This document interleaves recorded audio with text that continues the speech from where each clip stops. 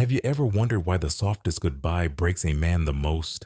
Not the dramatic exit, not the screams or slammed doors, but the quiet withdrawal, the slow, deliberate unraveling of presence, the way she doesn't explain, doesn't beg, doesn't fight, she simply might fades. Not as an act of revenge, but as an act of reverence for herself. A woman who leaves with grace terrifies a man more than 1,000 accusations ever could, because grace isn't weakness. Grace is the mark of one who has already mourned you in silence. She doesn't need closure. She became the closure. To the unawakened man, this sends him into a spiral because what he expected was noise. What he expected was proof that she still cared through anger, chaos, or pleading. But what he gets instead is silence. And nothing is louder than the silence of a woman who once poured her soul into your hands and now no longer looks your way. Carl Jung once said, "Until you make the unconscious conscious, it will direct your life and you will call it fate." This is the moment where his unconscious screams, not from the absence of her love, but from the absence of her need, because he never feared losing her body. He feared losing the mirror she held up to his worth. And now that she is gone, quietly, powerfully, unprovoked, he is left with the raw confrontation of himself. This is the moment he begins to spiral, not downward, but inward. Because the woman who withdraws in grace doesn't just leave him, she leaves him with himself. And many men, when left alone with their reflection, do not find peace. They find the echo of their own avoidance.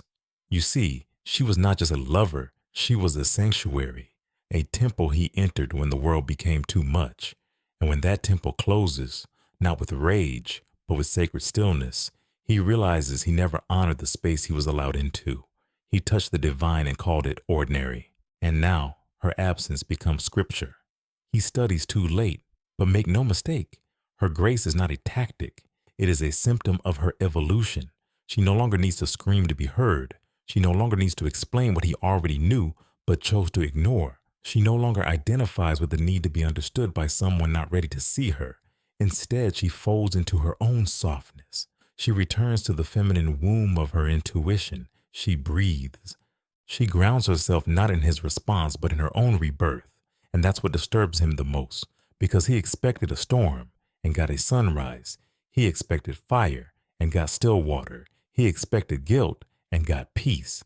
Men spiral when a woman withdraws with grace because it dismantles the fantasy that they were in control of the emotional contract.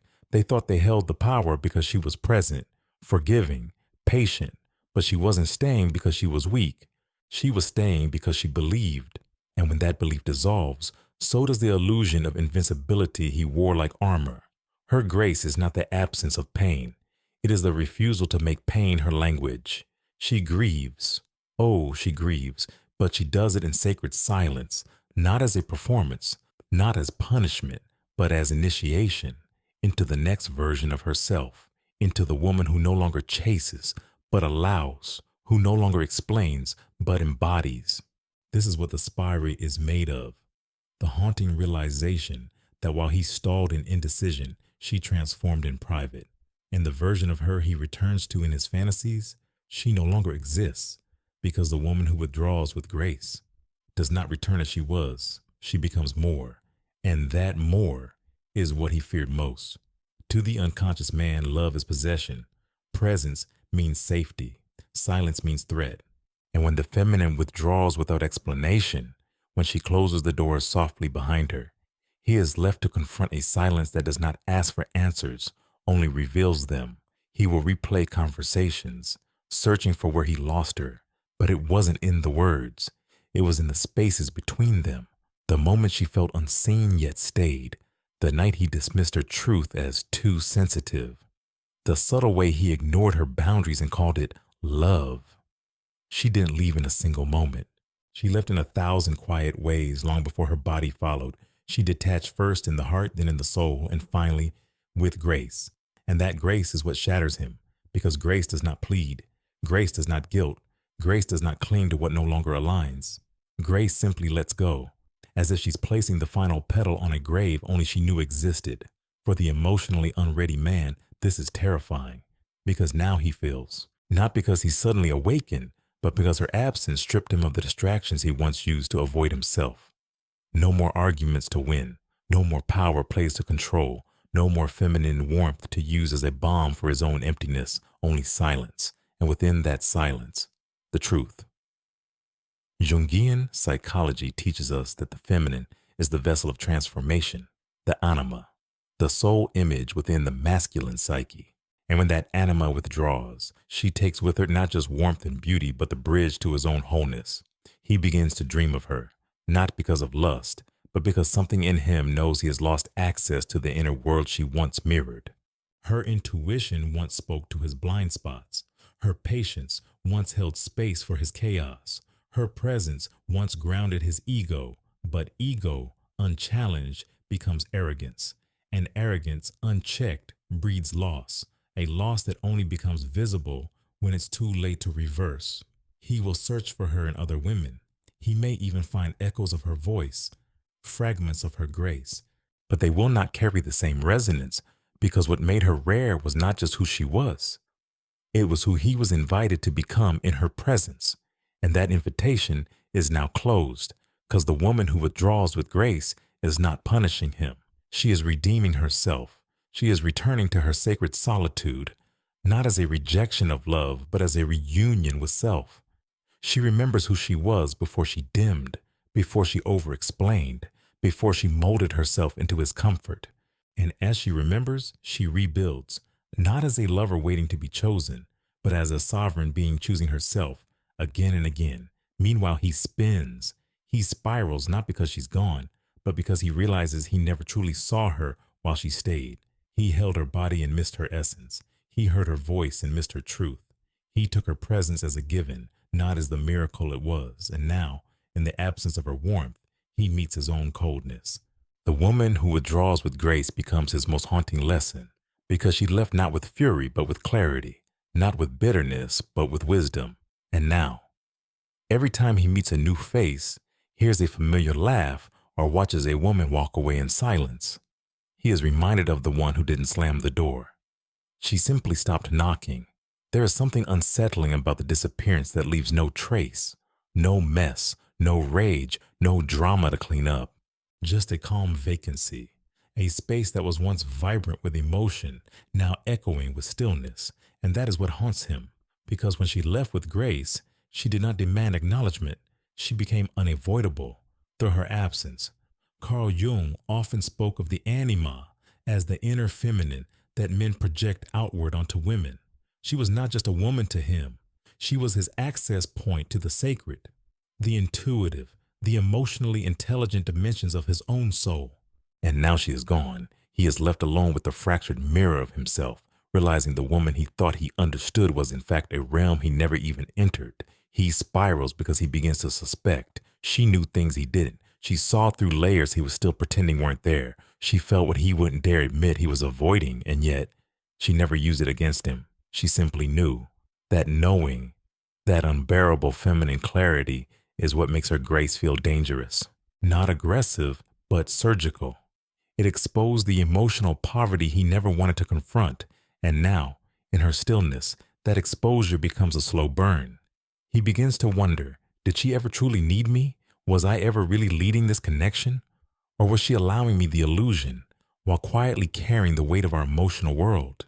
He remembers now the moments he brushed off, the quiet look she gave, the subtle shifts in her energy, the way she goes silent, not in anger, but in realization.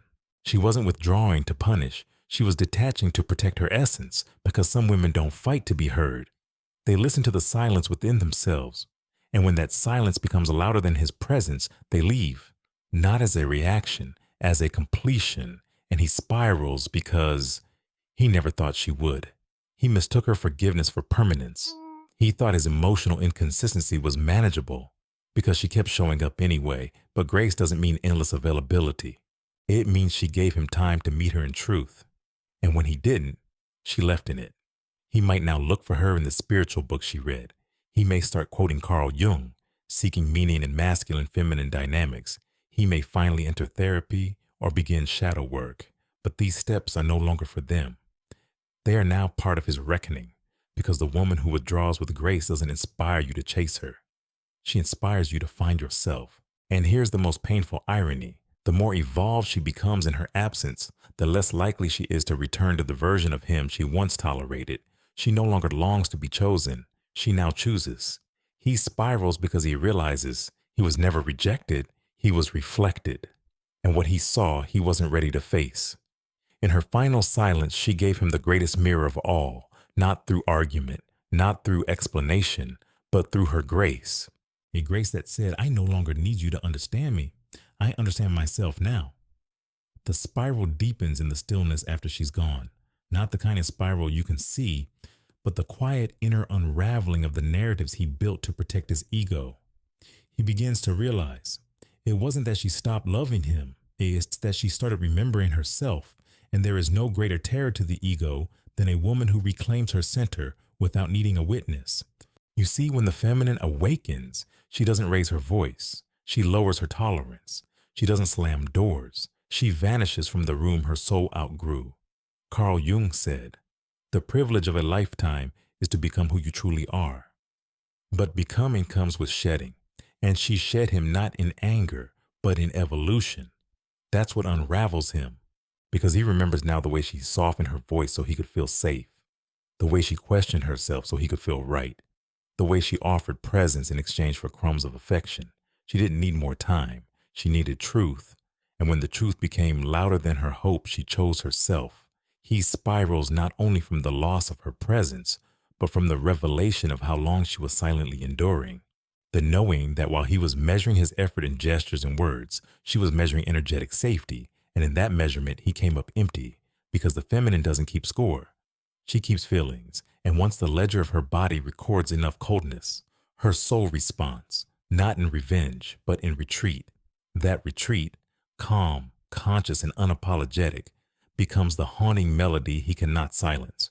Not because she's unreachable, but because she no longer resonates with the frequency of need. She once waited for him to rise. She once hoped his stillness was rest, not indifference. She once believed the delays were out of fear, not avoidance. But now she sees clearly that the version of him she longed for was a future self he had no intention of becoming. And no matter how much a woman loves, she cannot mother a man's maturity. So she withdraws, with grace, with softness, with sovereignty. And her disappearance becomes his awakening. But awakening born of absence is rarely gentle. It is often violent, inside, because it's not just her he's missing. It's the part of himself that only came alive when she was near. Jung called this the anima, the inner feminine. And she was that anima. She animated the deeper waters in him, the feelings he suppressed, the dreams he couldn't name. She made him feel real. Now he feels hollow, because she's no longer the mirror.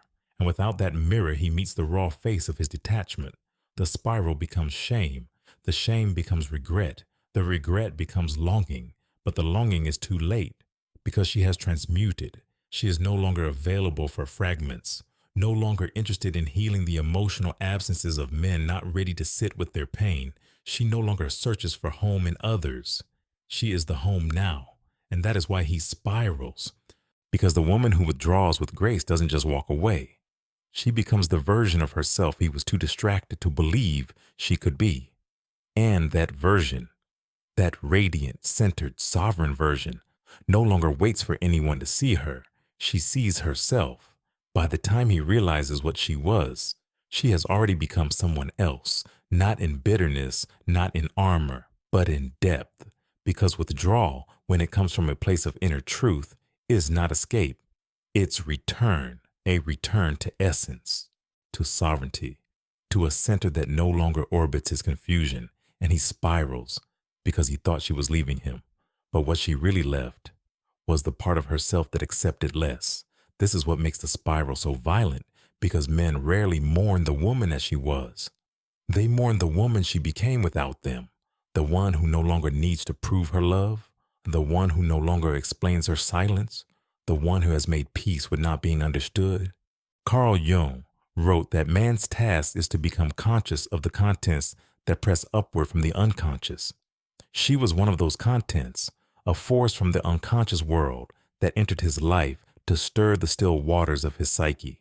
But instead of honoring that invitation, He tried to control it, to contain it, to fit the feminine into his unfinished idea of love, and she let him until she couldn't anymore, until the cost of shrinking became too great, until the silence between his words grew louder than the words themselves. When a woman withdraws with grace, she doesn't hope he chases. She doesn't wait for closure. She becomes the closure because she knows that chasing what wounded her is not love. It's self-abandonment. She no longer needs to be validated because the love she was waiting to receive, she now gives to herself, and that terrifies him because once upon a time, her identity was wrapped in his willingness.